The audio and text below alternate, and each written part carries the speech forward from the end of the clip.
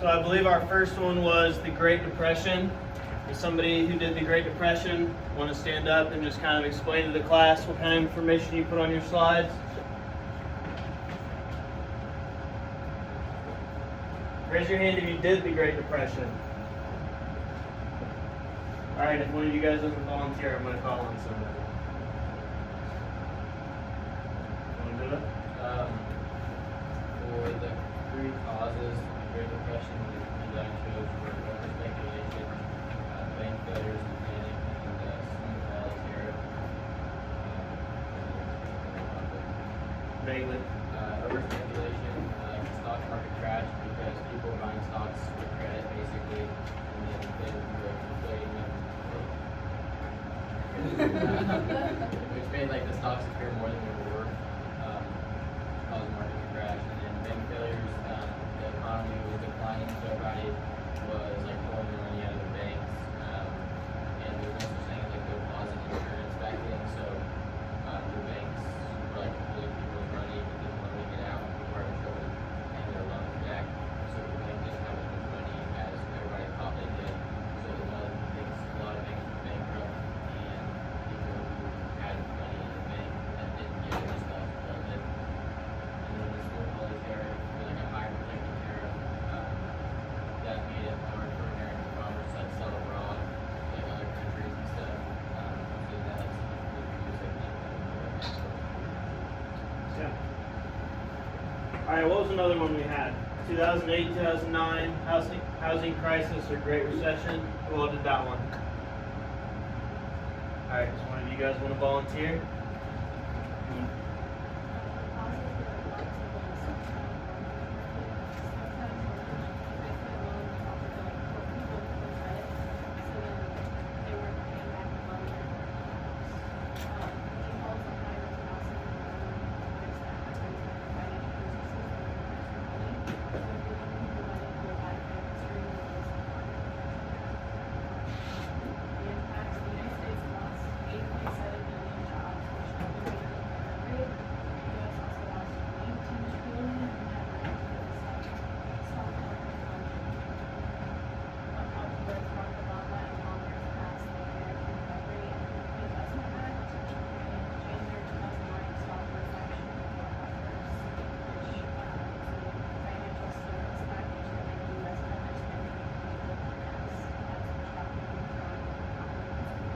Good.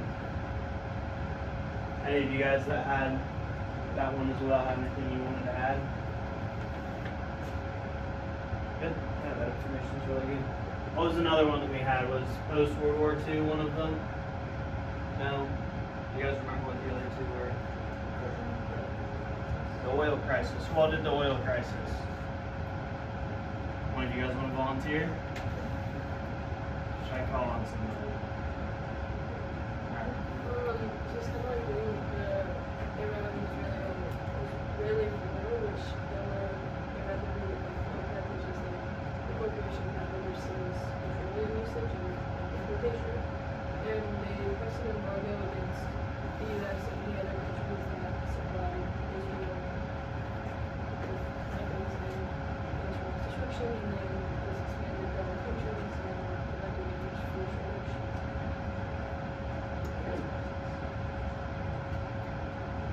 Anything else you guys have? Alright. And what was our last one? Anybody did the other?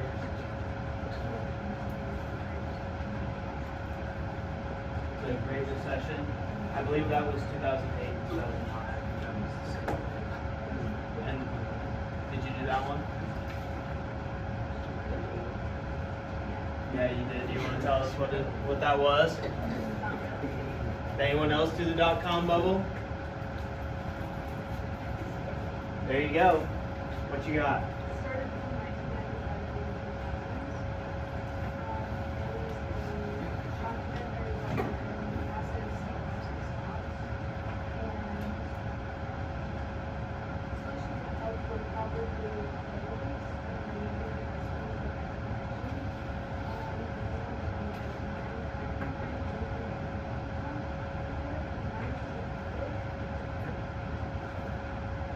Do you guys think that the federal government should be interfering with that kind of stuff? Does anyone think that the federal government shouldn't be interfering with that kind of stuff? Yeah. I think they definitely should be, because like if they're gonna be like in charge of running stuff, or the country, then they should probably be in charge of like fixing it when it's like the border. Yeah, absolutely. And a lot of times if they enact things like public, they just need to like do something that makes the So before the Great Depression, which I think you guys have probably covered this in U.S. history, when FDR came along and sort of helped us work our way out of that, what was the relationship beforehand to the federal government and the people?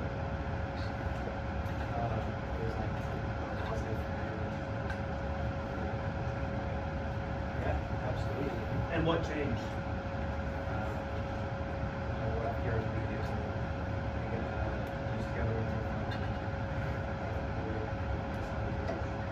Yeah.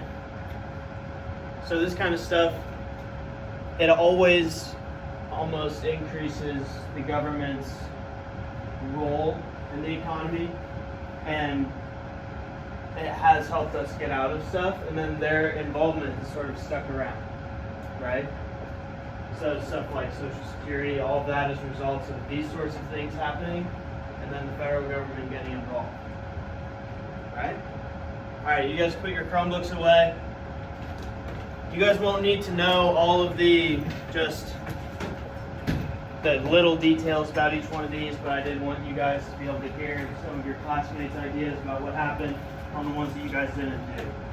So we're gonna play a little game here. How much did your grandparents pay? All right, so this is about inflation. Somebody want to tell me what inflation is? Yeah. Do you think inflation's a good thing or a bad thing? That's a trick question. That's a little bit. It's what many would call a necessary evil. It's obviously prices going up are never, on surface level, a good thing. But even in a healthy economy, which we'll get to talking about this, it's something that's going to happen a little bit with good competition. All right, but we're going to go through some of the stuff. As each item goes up on the screen, I want you guys to decide as a class, come up with an answer for me on how much you think that item costs in that given year. All right? So our first one is a house. How much do you guys think a house cost in 1940? You guys can talk about it a little bit. Give me an answer.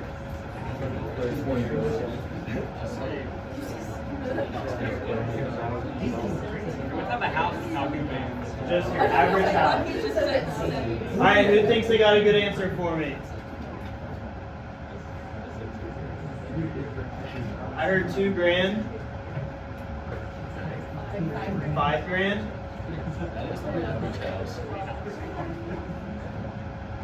Anybody disagree with 5? 2. We're going with 2. 3. So that was a really good guess. What about 1980? What do you guys think?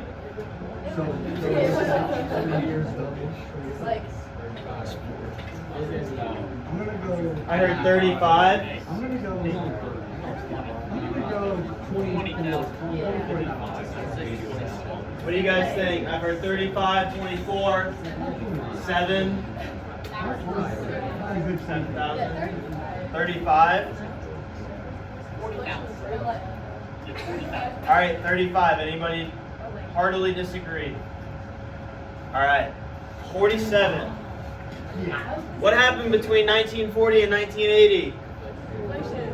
Okay, obviously inflation, that's what the activity is about. What happened during that time? What historical kind of stuff happened during that time?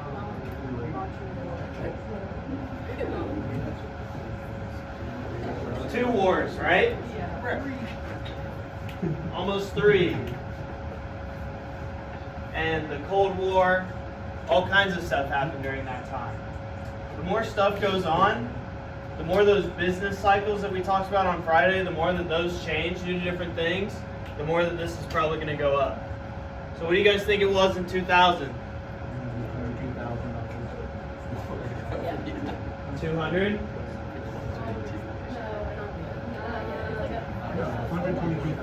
123,000. What do you got? That's right. What do you guys think? Yeah, which one? 125? Just your average American house. 125. 120. And what do you guys think about in 2022? What do you guys think the average house cost last year? 300. We got 300, 350, 375. That's what the average house cost in 2022. So in less than 100 years, guys, we went from a house costing an average of $3,000 to costing $375,000. All right, what about an average candy bar? What do you think it cost in 1940? 5 cents. 2 cents, 5 cents, 5 cents.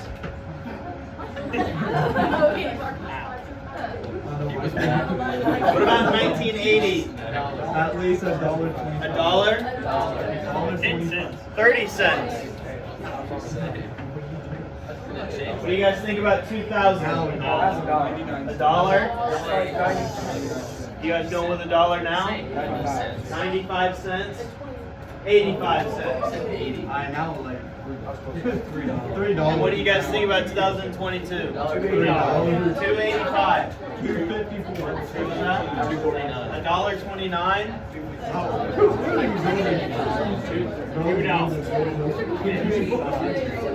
I believe this is just your average chocolate bar. All right. 285. 253. It's over doubled. I want to say that's probably about triple the cost for your average candy bar in just 22 years. What about gas? In 1940, how much did gas cost per gallon? 20 cents. 20 cents? 10 cents? I feel like What do you guys think? 15 cents. All right, we got between 15 and 30 cents. 11 cents per gallon. What about in 1980? 80 cents? 22? We got anywhere between 22 and 80. $1.19.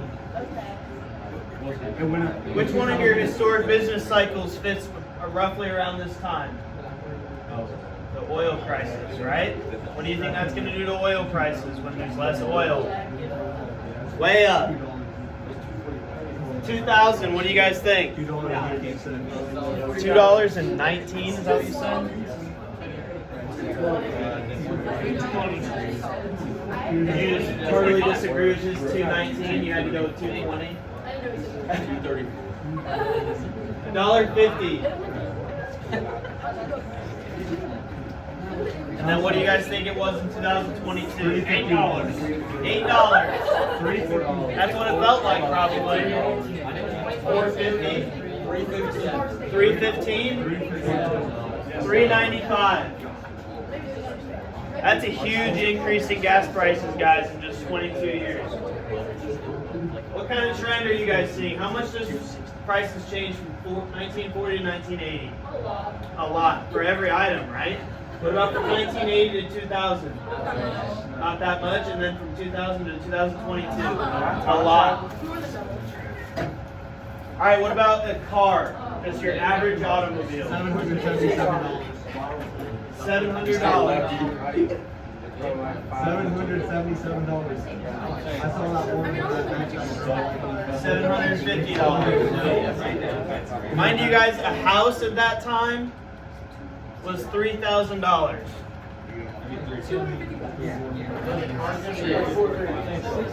All right, we're going with $700, $850. So a car was almost a third of what it cost to buy a house. What about 1980? What do you guys think?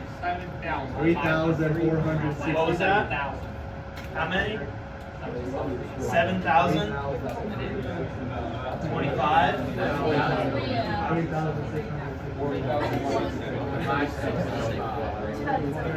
7,200. $600. I won't lie to you guys, this little group over here is killing it. I swear their answer's right, like almost every time. Alright, what about in the year 2000? 15,000? So we got between 14 and 20,000? 20,000. What about 2022? What was that? 55? 47? 57. So we got roughly 50,000. 46,000. Oh, actually, I believe this is steak by the ounce. I'm gonna go 50 cents.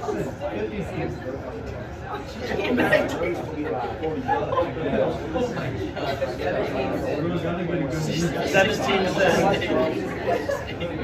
I think it's just a sirloin steak. It's the only thing I could find grocery wise that had like consistent averages across. 25 cents. 15 cents. 23 cents. Ever since I changed. Now I'm showing you guys this not to show you for like how much is like a slab of meat costs, but really how much our food price is going up. All right. So in 1980, what do you think it went to after 23 cents? $1.17. $1.17. 270. 170. 117. $1.83. What do you guys think from 1980 to 2000? $3.48. 348. 380. 295. Anybody have a guess that's a lot different than $3? All right. 275. And what do you guys think it is right now? $5. $5.37. $5. $7. What? No. This is your like sirloin bite. $5.30. Anything way different than $5? $10.54. Guys, the rise of food prices has very much followed this trend. It can't. There's no way. No, I don't know if it I was. was just like, you get $80 for I honestly couldn't remember what the measurement was, but I knew it was steak. It probably was a pound. I think that's the last one. Yeah. So hey, guys, did any of these really surprise you? That last one? Did any of you guys think that stuff in 1940 would have been a lot more expensive compared to what it was now? Yeah, you do. I would like to time travel too. Now let me ask you guys this. So these were the prices in these years for all this different stuff. Well, what do you guys think has also happened to people's wages during that time? Yeah. Well, wages have gone up a lot more than what you guys think. I don't know the exact numbers, you guys, but when I looked at the percentages of people's incomes that were going towards stuff like this has risen, but not as much as what you guys might think. So yes, inflation's happening, but people are also making more money. So as we get into some of the types of inflation, you guys are going to see the correlation between those two things, all right? All right, so here we go. We're going to start the notes. Inflation is when the general level of prices rise. Deflation, anybody want to give that a wild stab? Prices go down. You guys are so smart. A decline in the general level of prices. Both situations are harmful. Why would it, we've talked about inflation. Why would deflation be harmful? Yeah. If you guys sell a product for less money, you make less money, right? And if either of these happen super fast, that's going to be harmful. This should be avoided at all costs. Creeping inflation. This was a question on the pre-test that I gave you guys. Is inflation in the range of 1 to 3% per year? Hyperinflation. You guys want to give it a guess? I'll give you a hint. This has only happened a few times in U.S. history. And if you guys look at this picture up here, you guys remember I talked to you guys about Germany and how they were burning stacks of cash because it was the fuel essentially was cheaper than what the dollar bills were worth. So what do you guys think hyperinflation is? Yeah. What percent? So if this is 1 to 3% going up, what do you guys think hyperinflation is? 40, 15, 20? 500%. 500% a year. That's a lot. When stuff like the Great Depression happens, guys, are the only times, like this has only happened once. We've gotten close to it a second time, but we've only hit it once in U.S. history, and that was the Great Depression. That's hyperinflation. Anytime that we even remotely get close to this is when people kind of start to freak out. Usually the federal government steps in and does something. This is the last stage before essentially a total collapse of the economy, which, like I said, has only happened one time, and that was the Great Depression. You guys good? Stagflation. A period of stagnant economic growth. That's a good thing. Alright? Now, in stagnation, stagnant economic growth, inflation's going to go up with that. Slowly but surely. But like I said, that's a good thing. Does competition drive prices up? Yes. Is competition a good thing? Yes. If there's no competition, what's that called? We talked about it a couple weeks ago. Monopolies. Okay, competition's good, but competition also drives prices up. Like I said, a little bit of inflation, creeping inflation, maybe that's a good thing. Alright? Some of the causes of inflation is demand pull inflation. All sectors in the economy try to buy more goods and services than the economy can produce. So you guys have studied your supply and your demand, all that kind of stuff already. If the demand is higher than the supply, what happens to prices? They go up, right? So don't overthink it. When the demand is higher than what the supply is in whatever industry, the prices are going to go up. And when prices go up, that causes inflation. Now, like I said, that can be a good thing. When demand's higher than the supply, and the supply essentially gets bought up, that creates a shortage. And you guys talked about shortages and surpluses. Yeah. Right. So that causes a shortage and drives up prices. Prices are pulled up by excessive demand. Cost push inflation. Rising input costs drive up the cost of products for manufacturers. Somebody think they can read that and give me a good example? What happens to the cost of a house if wood costs more? Price goes up. What happens to the cost of a computer if the microchips cost to produce goes up? Goes up. You guys have any other examples?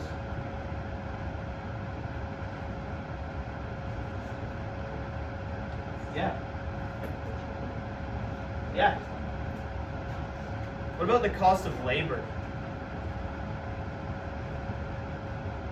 You guys know what the minimum wage is right now? I believe it's still $7.25, although they may be in the works of raising that.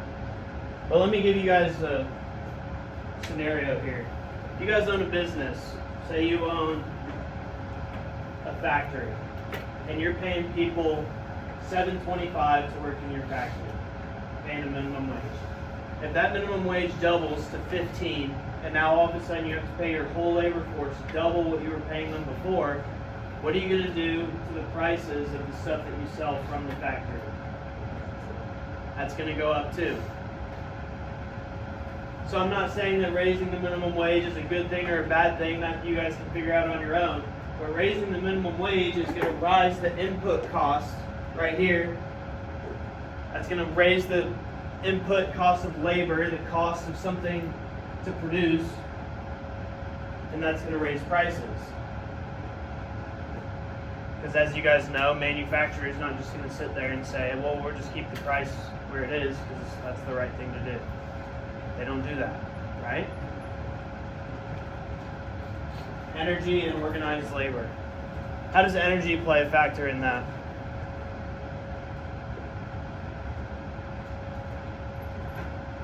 The cost of electricity goes up. Yeah, absolutely.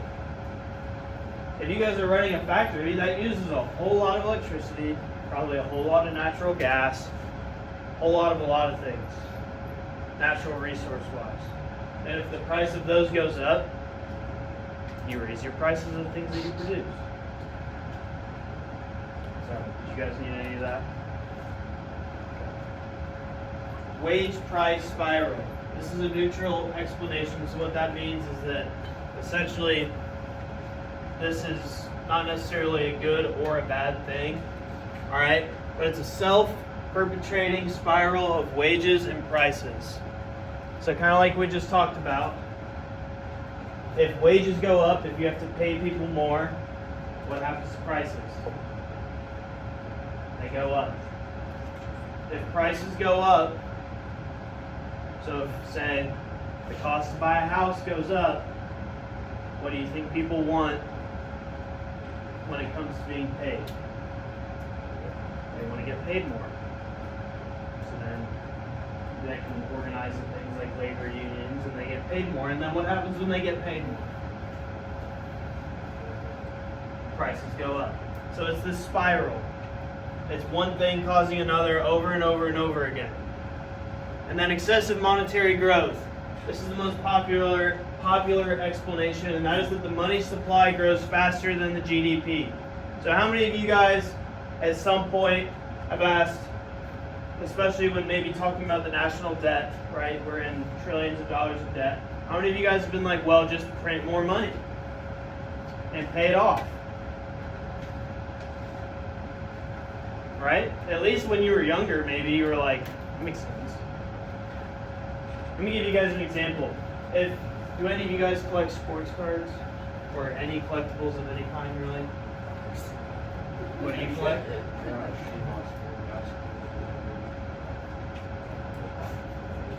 Yeah. Okay. Any other fun stuff you guys collect? Shoes? Yeah. Anything else? If you guys are collecting something, say you have a sports card or a pair of shoes or a coin from a certain year, and it's the only one, how much is it worth? A lot.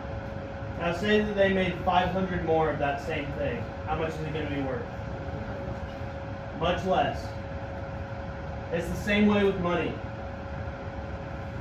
If there's less dollar bills out there, a dollar is worth more. If you just keep printing dollar bills, they're not going to be worth anything anymore because there's so many of them. And if that money's supplied, sometimes they print more money to try to help boost the economy in certain ways.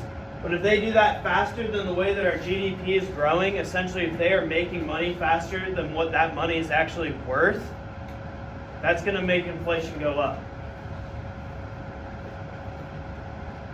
Some of the consequences of inflation: reduced purchasing power. What do you guys think that means?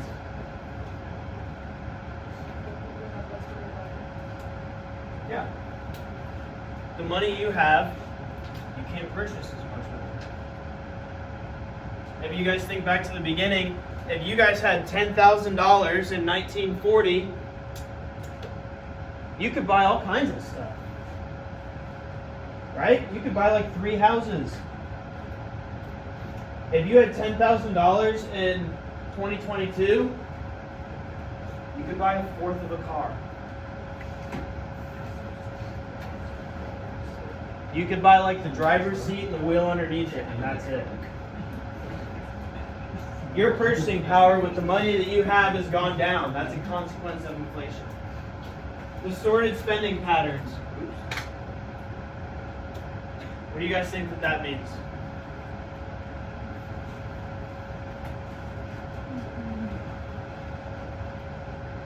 Yeah. Absolutely. Absolutely. Guys, if a house now costs double what it was before, but maybe apartment rent has only gone up by 25%, what do you think more people are going to do? Live in an apartment than a house. People, when stuff is worth less or worth more, spend their money differently. And then it encourages speculation. So speculation, what's speculation mean? Maybe not even in the terms of economics, but what does that word in general mean? If I'm going to speculate about something, what does that mean? Yeah, you kind of have a theory, right? So if inflation is going up and up and up and up and up, people are going to have theories about why that's going on, right? If inflation is going up and up and up, what are some things that people are going to speculate for reasons?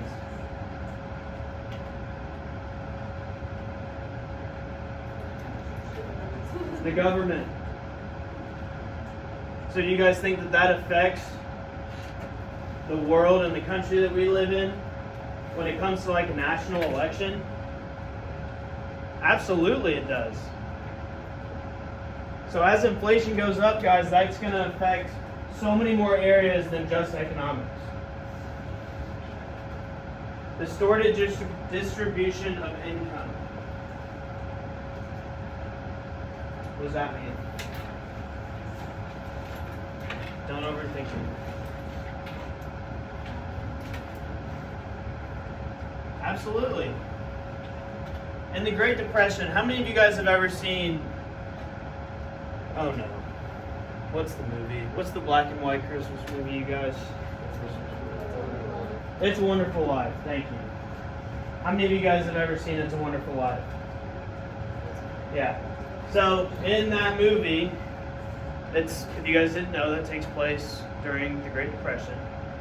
And the one guy, the one banker guy, is the only one essentially in the town that's making money. He's the only one. Nobody else is. That's distorted. That guy's income was way higher. The smaller group of people were making much more money. That's one of our consequences of inflation. Alright? Alright, unemployment. How many of you guys in here have a job?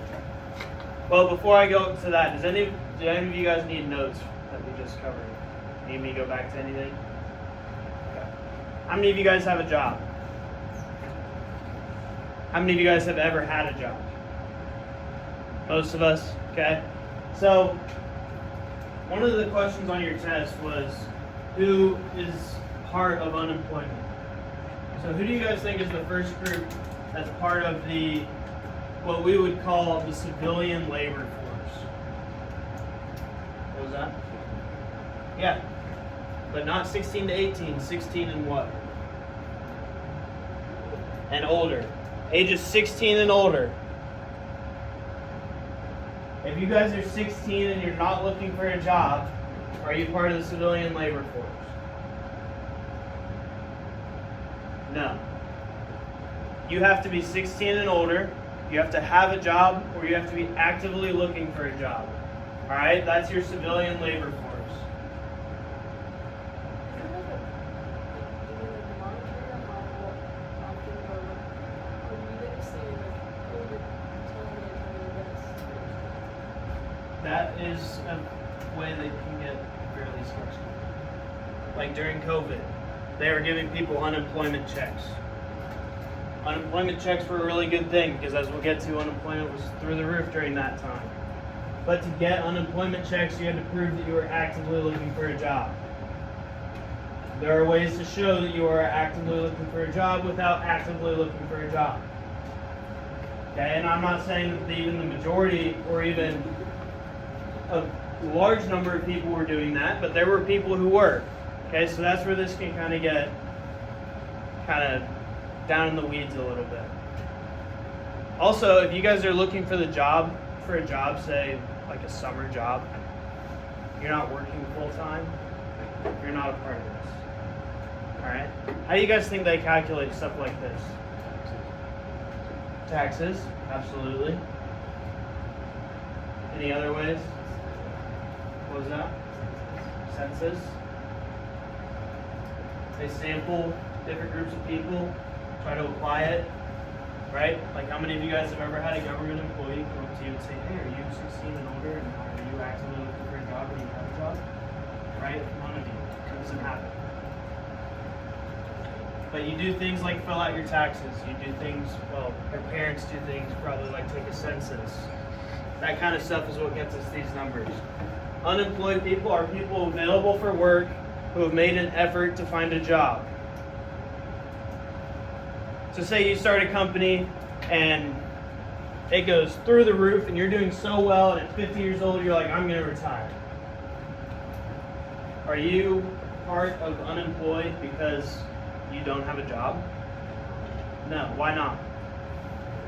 You're not looking for a job. Absolutely.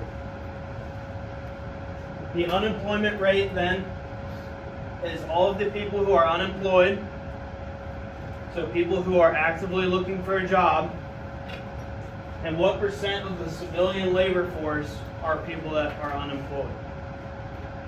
Alright? So it's the number of unemployed individuals divided by the civilian labor force. I would encourage you guys to try to not overthink this.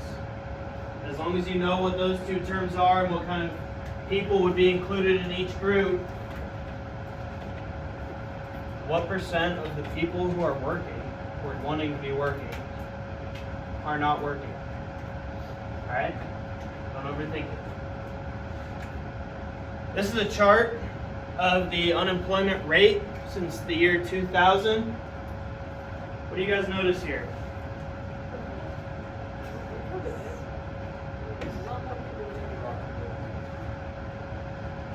The dot-com bubble that we talked about. What years was that?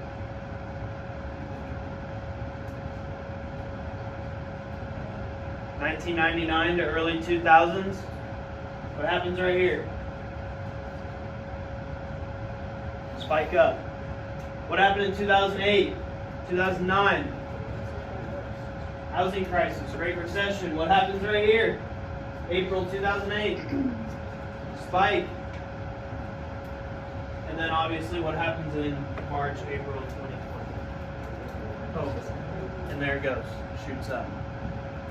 So those business cycles, guys, that we talked about on Friday that I had you make your slides about, those historic business cycles when the economy was not doing very well, what happened to inflation?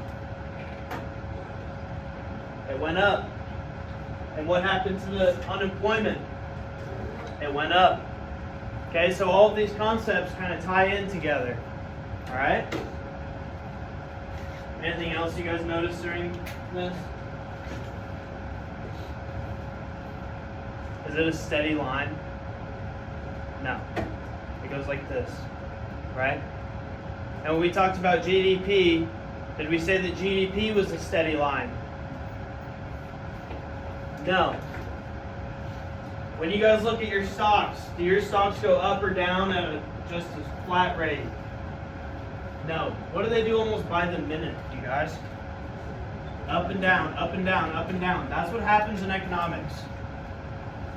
If you guys are ever looking at a graph, or if someone's ever showing you a graph, or you're reading an article with a graph, and it's something like GDP, unemployment, inflation, stock prices, anything like that, and it's got a steady line, I would look into where they got their information, because that's not how economics works.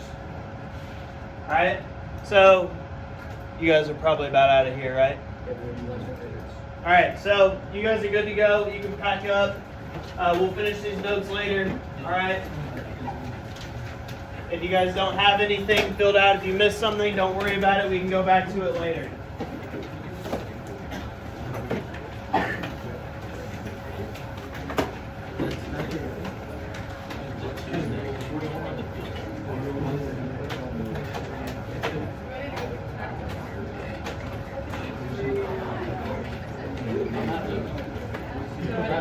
I think